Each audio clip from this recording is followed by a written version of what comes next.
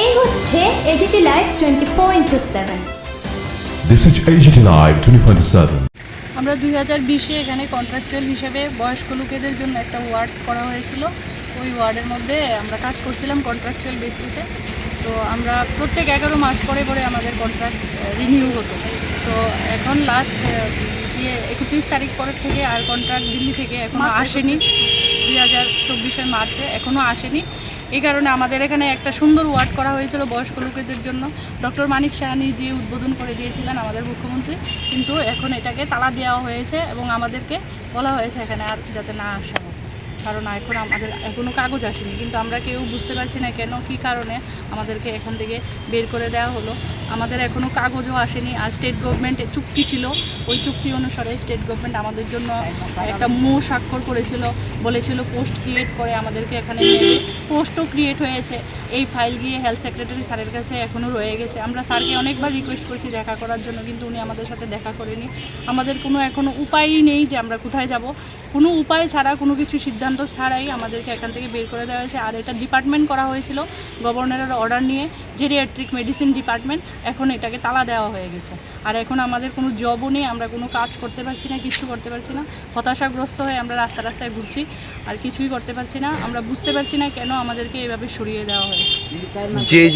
Geriatric centre মানে এটা কি টোটালি বন্ধ করে দেওয়া হয়েছে না? এখন টোটালি বন্ধ করে দেওয়া হয়েছে।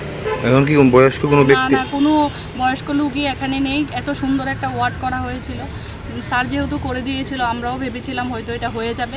কিন্তু এখানে এখন আর কোনো রুগীও নেই, কোনো ডাক্তার কেউ নেই। আমাদেরকেও, আমরা যারা কর্মরত অবস্থায় আছি, নার্সরা আর জিডিএস স্টাফরা, সবাইকে এখন আমাদেরকে বলেছে এখানে না থাকার জন্য। আপনারা কারা? মানে আপনি নার্স না? আমরা তো স্টাফ নার্স, আর আমার সাথে এখানে জিডিএস স্টাফ তারা আছে। টোটাল কতজন আছেন? আমরা ফিজিওথেরাপি সুদ্ধা, ল্যাব টেকনিশিয়ান সুদ্ধা আমরা এখানে 29 জন ছিলাম।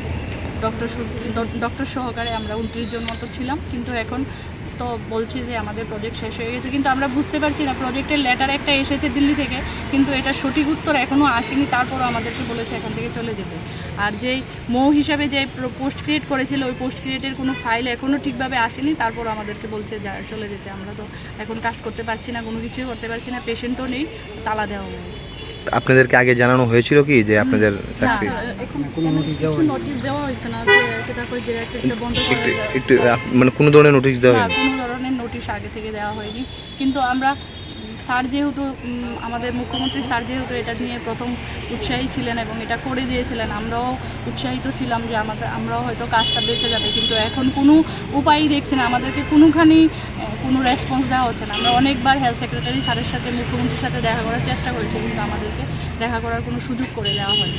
যে ওয়ার্ডটা তৈরি করা হয়েছিল বয়স্কদের জন্য, বয়স্করা যারা আসছে তাদেরকে এখানে অ্যাডমিট করা হচ্ছে না? মানে এখন তো কোনো অ্যাডমিশন আমি দেখছি না করতে, কারণ এখানে আগে এখন বন্ধ হয়ে গেছে। ওপিডি তো বৃহস্পতিবারই ছিল, ওপিডিও এখন নেই।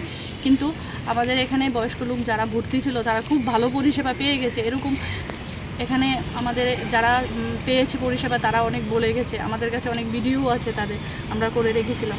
এখানে ভালো পরিষেবা দেওয়া হতো বয়স্ক লোকেদের। ত্রিপুরা রাজ্যে এত সুন্দর একটা জায়গার মধ্যে বয়স্ক লোকদের পরিষেবা দেওয়া হতো 60 অ্যাবাভ এইজের। এখন এটা বন্ধ করে দেওয়া হয়েছে। আমাদেরকেও আর কাজ করতে দেওয়া হচ্ছে না। আমরা গত 4.5 বছর ধরে এখানে কাজ করছি, আমাদের এক্সপিরিয়েন্স থাকা সত্ত্বেও আমাদেরকে বের করে দেওয়া হচ্ছে। আর যেহেতু চুক্তি ছিল, চুক্তি অনুসারে স্টেট গভর্নমেন্ট এটার জন্য কিছু একটা পদক্ষেপ নিতে পারতো, কিন্তু আমাদেরকে এখন বের করে দেওয়া হয়েছে।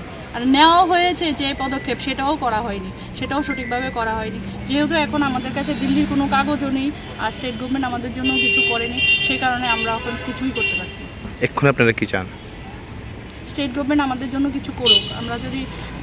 আমরা এতদিন ধরে বয়স্ক লোকেদের পরিষেবা দিয়ে এসেছি ত্রিপুরাতে এত সুন্দর একটা জীবিতে করা হয়েছে, এত সুন্দর একটা ওয়ার্ড মুখ্যমন্ত্রী স্যারের নিয়ে পারমিশন নিয়ে করা হয়েছে। আমরা চাইবো এটা চলুক, আমাদেরকে নেওয়া হোক।